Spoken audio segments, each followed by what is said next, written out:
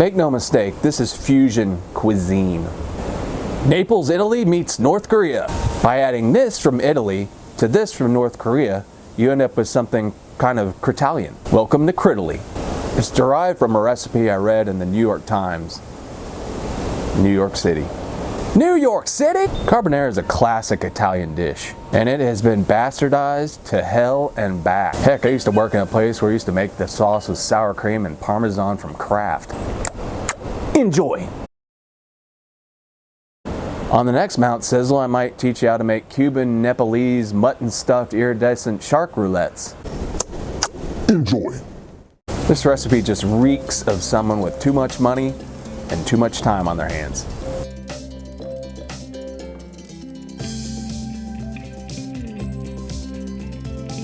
Carbonara only contains a handful of ingredients like spaghetti, cured pancetta or fatty pork, some garlic, and some pecorino and egg.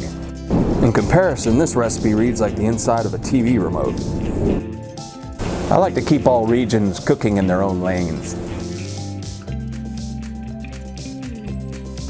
Savor life.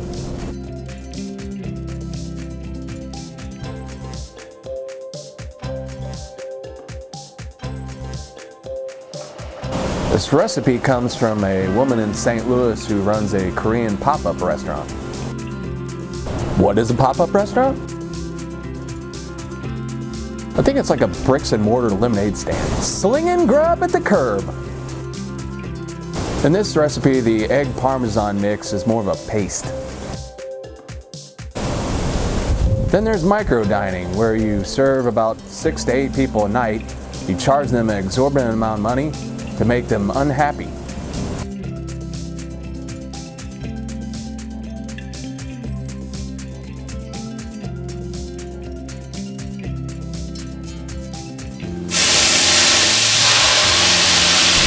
Savor life.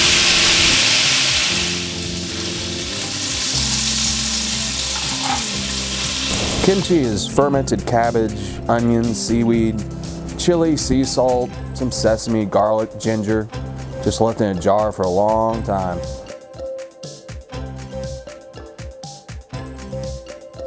I think the idea is supposed to be that the kimchi's tartness and kind of sweetness is supposed to cut through the creaminess of the carbonara.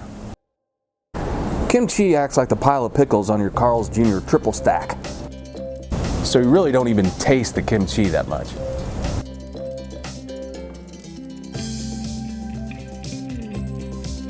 The key is to not scramble the eggs, so you want to cut the heat.